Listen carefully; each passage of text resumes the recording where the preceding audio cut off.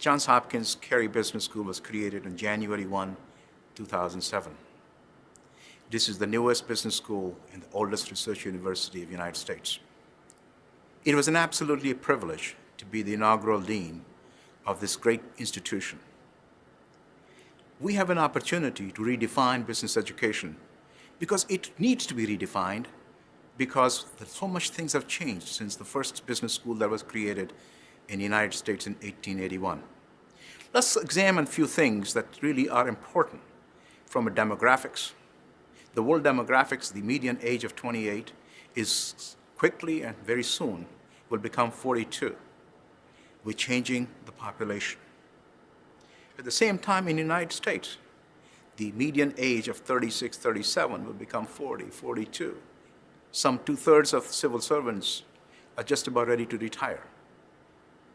Another way to look at that perhaps is the demographics is represented by the diversity. We are a diverse nation, and the diverse nation in the form of the fact that in the last century we saw more women than men in our population. We saw 55 million people who are considered to be disabled Americans. We saw more people who are Hispanic and the growth of Hispanic population or Asian population in our midst. All these have enormous impact how we manage our organizations, how do we manage our schools and colleges.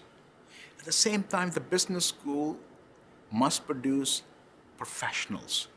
If business schools were to join the ranks of law, engineering, medicine, they must change what we teach, how we teach, what we must do, and how we connect with our students. At the same time, we have enormous challenges and opportunities for the business schools. The opportunities to reflect on the past and prepare the future of the next generation of new kinds of businesses and the business organizations that will be created. Health issue, environment issue, demographics, as I mentioned, and many other issues are huge challenges, and we must prepare our students to take the leadership role and to play an important role in our society as and when they finish our programs and graduate and leave and work in industry. Fundamentally different kind of skill sets are needed. Yes, one time in the last century, we relied a great deal on our students have one specific skill, drilled down, deep understanding, and they could succeed enormously. Today, in a globalized world, we must have a student to succeed, must have in-depth understanding of a variety of fields, not just one. But equally important is the ability to synthesize that knowledge and draw inferences that could be applicable, not just simply in the United States, but every other parts of the world. Because we have become a one society, one world, a global cultural village. In order for us to understand, we must first and foremost understand and appreciate what kind of students that are coming through our colleges and schools. Let me share with you a few statistics. By 2021, we will see the number of kids coming from high schools will drop. The white students will drop by 13%. African Americans will drop by 10%. The Hispanic students will increase by 55%. The Asians will increase by 48%. As they come through our high schools to colleges to business schools, we must change how we make sure how they learn. And then the organizations must change when they hire them. All of a sudden, the cultural understanding will change in our organizations. The business school at Johns Hopkins, the Carey Business School, have a rare opportunity not only to collaborate, cooperate, and be able to draw the strengths of Johns Hopkins, which is the world-class institution, but equally important to be able to take advantage of our location, just 50 miles from the world's capital. I think it is equally important to understand the location of Baltimore offers enormous learning experience for our students. For business education to succeed, they not only need to learn a specific skill, but also learn about the knowledge. And I will define for knowledge in a minute. but also the attributes, the passion, the perseverance, the issue of who we are, what we are, how we deal with people individually and as well as a group. In knowledge, there's a tacit knowledge, there's an explicit knowledge, and there's a practical knowledge. We in the business school have paid so much attention on explicit knowledge. Explicit knowledge in the form of accounting. How do we develop new models? How do we optimize? But there's a tacit knowledge. The tacit knowledge is in the sense of learning how to swim. You cannot codify. Learning how to bike. At the same time, learning how to connect with people is something that you cannot codify. You have to learn the culture, the understanding of emotions. Those are critical, important things for business schools to do. So we were given a charge to redefine business education and to create new kind of business school, a school that reflects the values of Johns Hopkins University. I believe one of the most important things we did in this business school when we defined overarching goal of teaching business with humanity in mind. No business school, or for that matter, no business can succeed if they don't share the value of the community and the organizations they serve. You cannot create a successful enterprise in a failed society. At the same time, if you take care of the society and the community, your shareholder value will go up. That is the overarching goal that we came with business, teaching business with humanity in mind. As we embarked on curriculum development, we did not want to go and look at other schools and develop the curriculum based on their curriculum, because that reflects A, either their own strengths, B, or the old model. We wanted to create a new school with a reflection of Johns Hopkins, by the same token, reflecting on what will be in the future, not what has been in the past. The future, ladies and gentlemen, look very different than the past. Every organization that we went and visited the CEOs or senior executives, they told us one salient feature. And that feature was, we do not know what their industry will look like in 10, 15, 20 years. In fact, they couldn't even tell us in specific terms how their companies will succeed in 10, 15 years. What they did tell us, what skill set they would need to succeed. There are 4 basic elements that we gleaned from the interviews of CEOs and others. The first element that we gleaned from them is the intellectual flexibility. That our students must be adaptable, resilient, flexible. It is no different than the European Renaissance time. Leonardo da Vinci, though was trained as a military engineer, but he perfected the art, the color, the light, human anatomy, and his treatise on algebra has so far been valid to date. All Leonardo da Vinci did, studied all this in depth, and be able to conceptualize, integrate, synthesize in that model. The second thing we gleaned from them is the critical thinking is important. It has always been very, very important. But in context of our changing demographics and understanding of different cultures of the world, we must understand empathy. So therefore, the second strand that we came back is the critical thinking and empathy. The third thing people told us, what we must pay attention to, is not just simply international as we know, international banking system, financial system. They are important, obviously. But I think what we must understand is the DNA of the people, the cultural understanding of individual countries, population as a whole, to be able to relate why things happen the way these things happen. Let me reflect that a minute. The Chinese population under Ming Dynasty perhaps was the most entrepreneurial. They had the largest merchant ships, fleet. They sailed from China to India to Mozambique, and it's been told that they may have even sailed as far as Australia selling silk. Then comes the closing down of the fleet and shutting down to the international. China was closed for 500 years. So it's not the Chinese now entrepreneurials. They've been entrepreneurial for hundreds of years. unless we understand that, if we don't impart that understanding to our students, they will never understand how and why different parts of the world are as entrepreneurial and more entrepreneurial, and how do we trade and how we react and interact with these people. The fourth element, which is equally important for America, America succeeded because of its innovativeness and its ability to invent. The business schools have a huge role to play in terms of connecting invention with innovation, how people invent and how we change the inventions translate to an innovation for humankind. Those four elements: one, intellectual flexibility; two, critical thinking with empathy; three, the worldview, not just simply the international; fourth, connection between invention and innovation. Those were the cornerstone that we learned and gleaned from our interviews and visits to a number of CEOs, number of NGOs, number of other leaders in our community as a whole. I think the final piece, which was the overarching goal that became extremely important, is the context. It is context that defines people's values, people's logic, what they do right, what they do wrong, what they like, what they dislike. You cannot interpret a situation without understanding a context.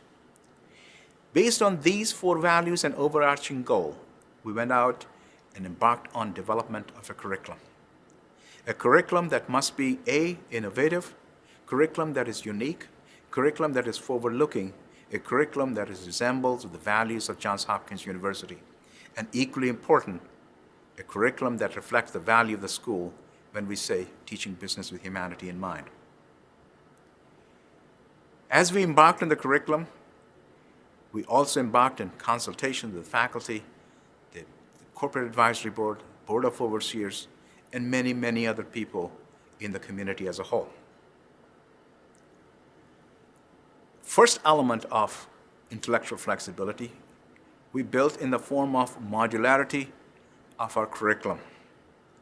We understood very early on there is no single discipline stand in its own right can teach the totality of business education, because business education and the business itself is highly integrative and highly interactive. So our curriculum classroom experience was based on modules such as markets, such as control systems, such as processes, such as people.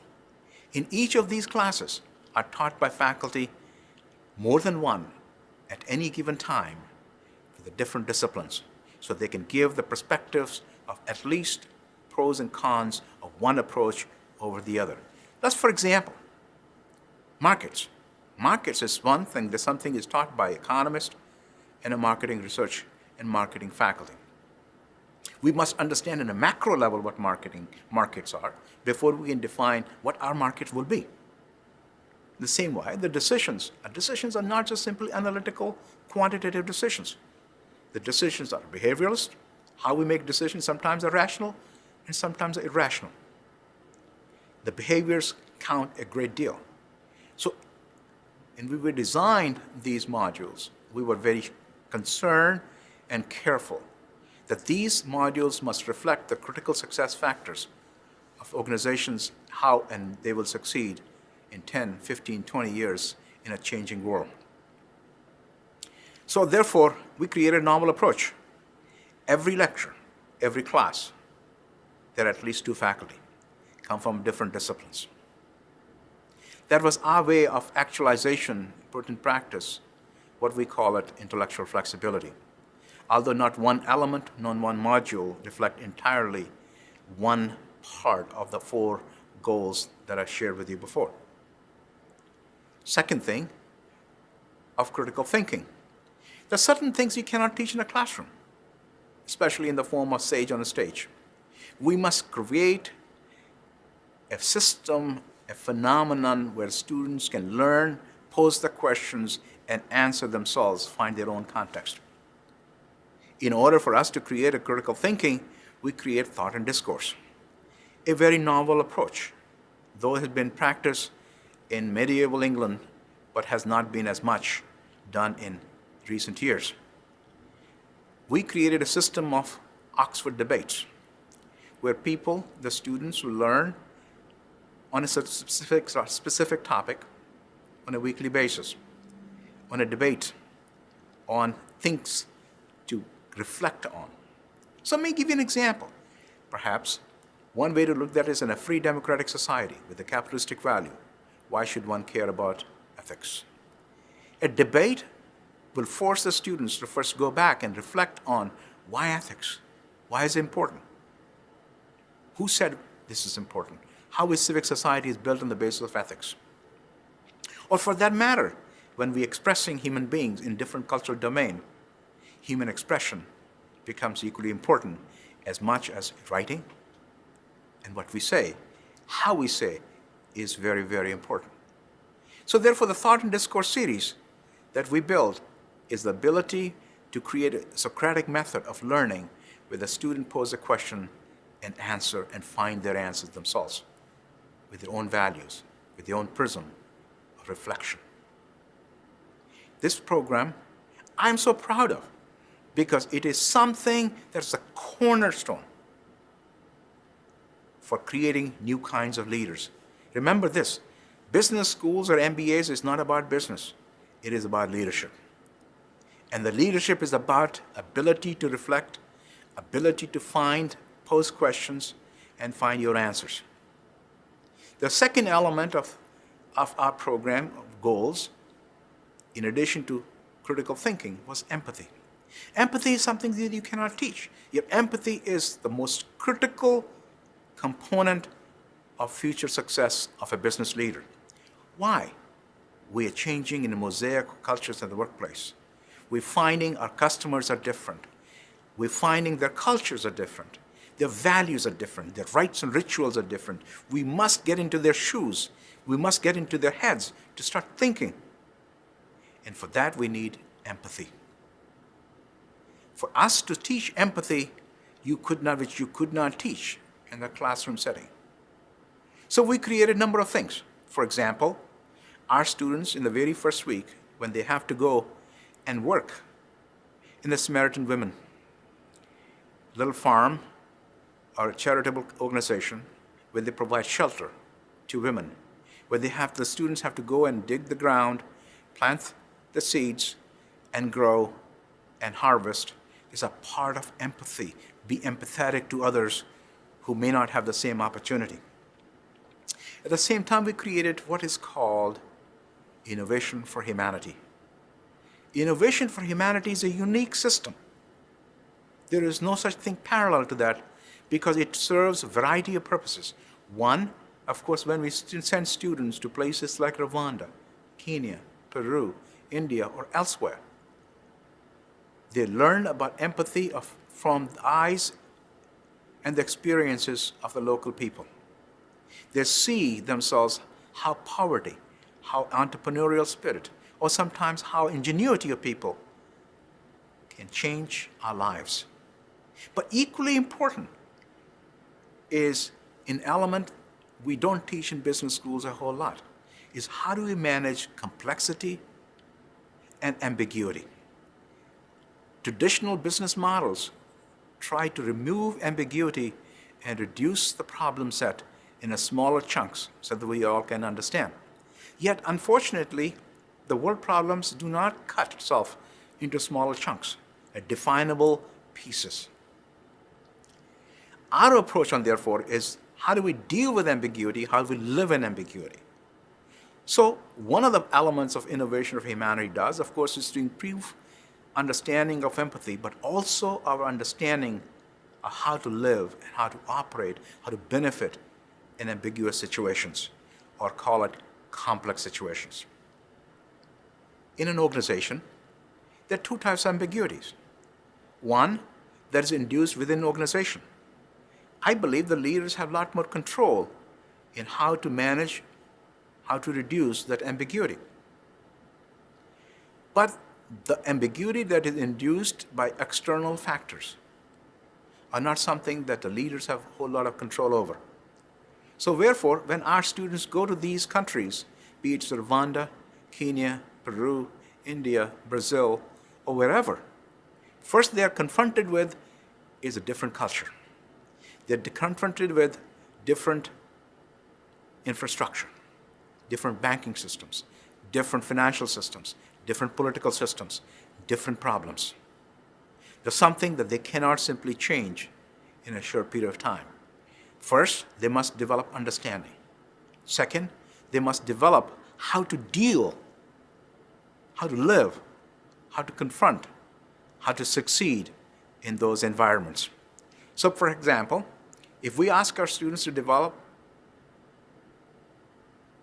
a system, so be a system of value chain, or a system of distribution chain, or a system of any type. So, for example, if we ask our students to do a supply chain in Rwanda, where environments are different, they have to understand those things. But if we also say to them, we want you to design a supply chain where we distribute HIV drug distributes, all of a sudden we have just combined empathy with understanding of ambiguity and complex systems. I am so proud of the experiences the students, young people have. When they come back from these experiences, they're really transformed. That was a second element of critical thinking and understanding of empathy, how we achieved. The third element, which I mentioned to you about, was the worldview, not just simply understanding of international. Because people in the international domain, the language is important, but people will forgive an individual if one did not speak the language.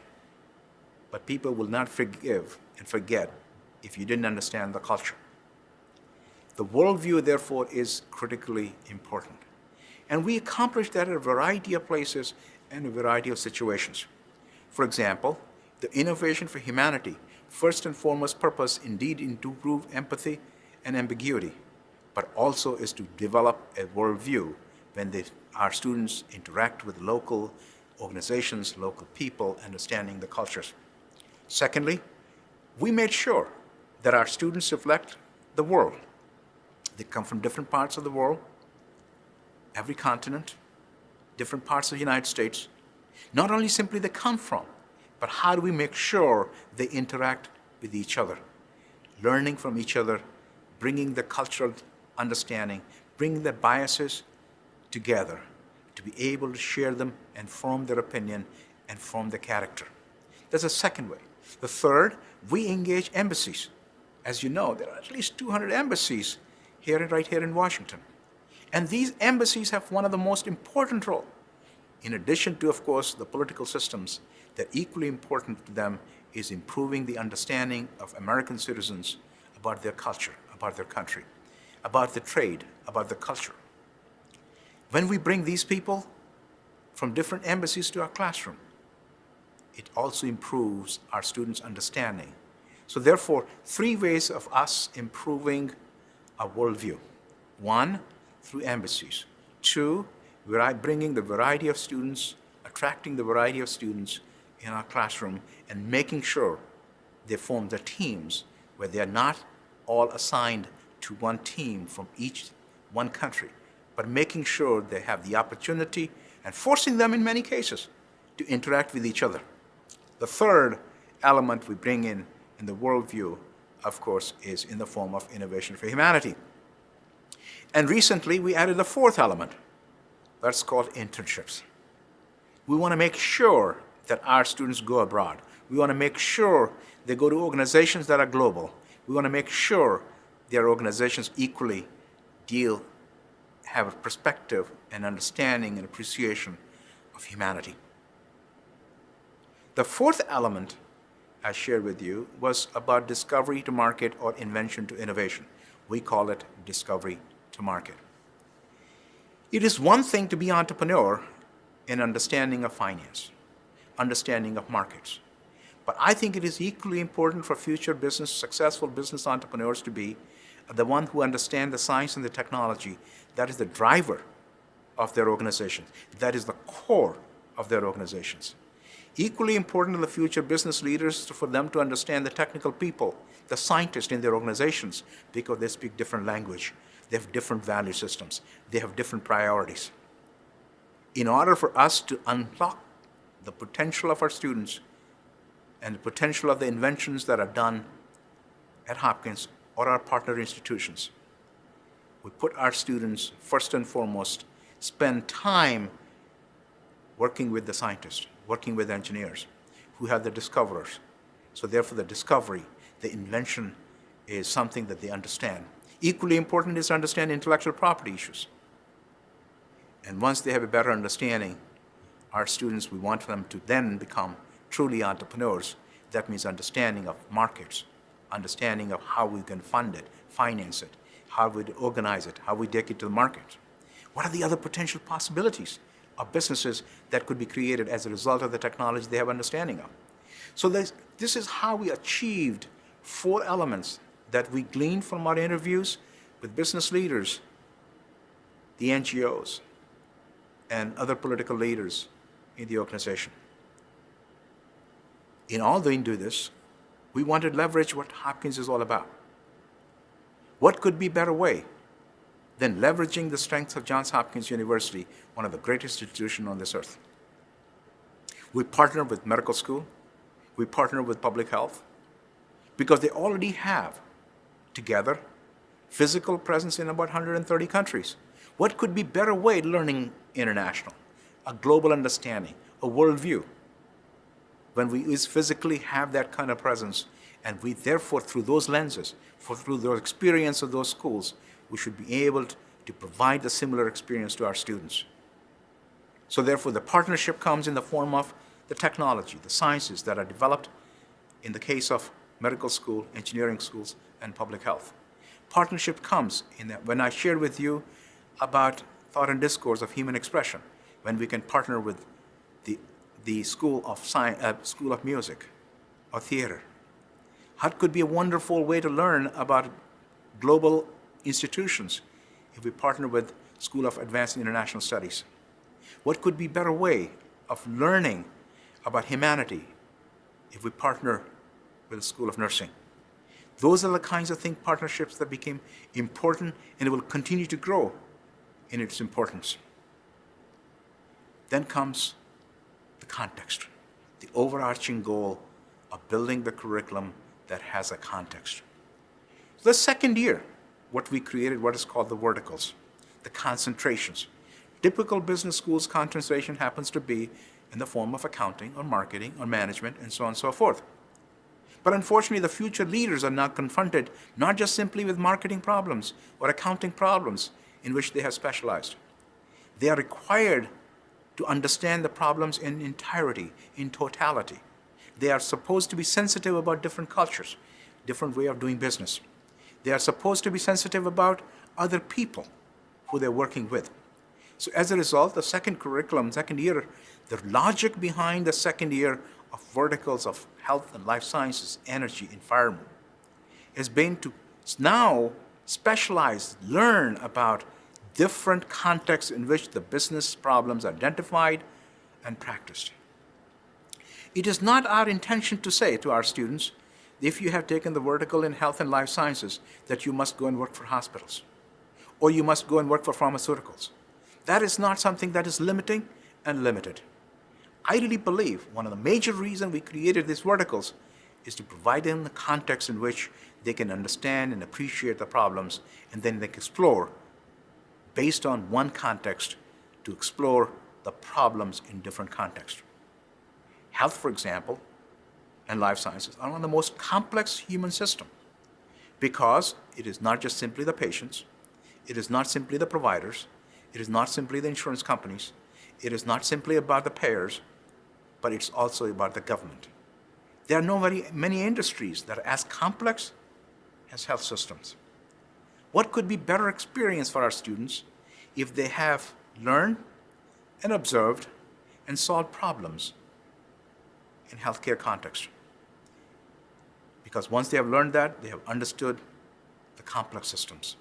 They're much better prepared to understanding, for example, manufacturing, which is much more simpler, or retailing, which is even simpler, if they can understand the health systems. In order to do all this, we had to figure out what kind of faculty we must recruit, what kind of passion they must bring with them what kind of development instruments that we must develop so that they continue to progress and continue to develop to become fine scholars. For that to happen, one thing was very extremely clear for us, that we should not create departments or areas. Because by definition, if we created the silos. And that is what business schools, for that matter, community of scholars, have been blamed for. It was an explicit decision to not have departments, not have areas, have the free flow of passion, perseverance, and persistence in the dreams of faculty. When we recruited faculty, we wanted to make sure these individuals are comfortable in ambiguous environment. They're comfortable in interdisciplinary research. They're comfortable being able to walk across the boundaries of the traditional business schools. They should be able to work with the doctors or with the nurses or with engineers or the scholars from any other field. I really believe that's a strength of the Carey Business School. That's the strength of Johns Hopkins University. Not only the fact that they become fine scholars, but equally important, as I said before, is the intellectual flexibility. If we are pursuing the intellectual flexibility of our students, we must encourage the intellectual flexibility of our faculty. Therefore, our evaluation system, performance systems, our encouragements go towards making sure our faculty have worked with opportunities to work with people from different fields, different parts of the business school, and different parts of this great institution. I believe in doing so, we will redefine business education. We'll redefine not just simply ethics, but ethical conflicts. Not just simply communication, but human expression. Not just simply about accounting finance, but how to become great business leaders. Ladies and gentlemen, hard skills are easy to teach because they remain constant. It is the soft skills. They're harder to teach, they're harder to learn, yet they have the most impact. In all this process, the final element, which is the practicum, the practical wisdom, the experiential learning, is something when you do it, you learn it, and you keep it. We have enormous impact that we can make by innovation for humanity, through discovery to market or invention to innovation. Or for other practical examples would be the working with Samaritan women, or other kinds of things that we do for communities and for charities. These all are great learning experience. I really believe if we do all this, we'll not only redefine business education, perhaps we'll define business education with humanity, with compassion for all.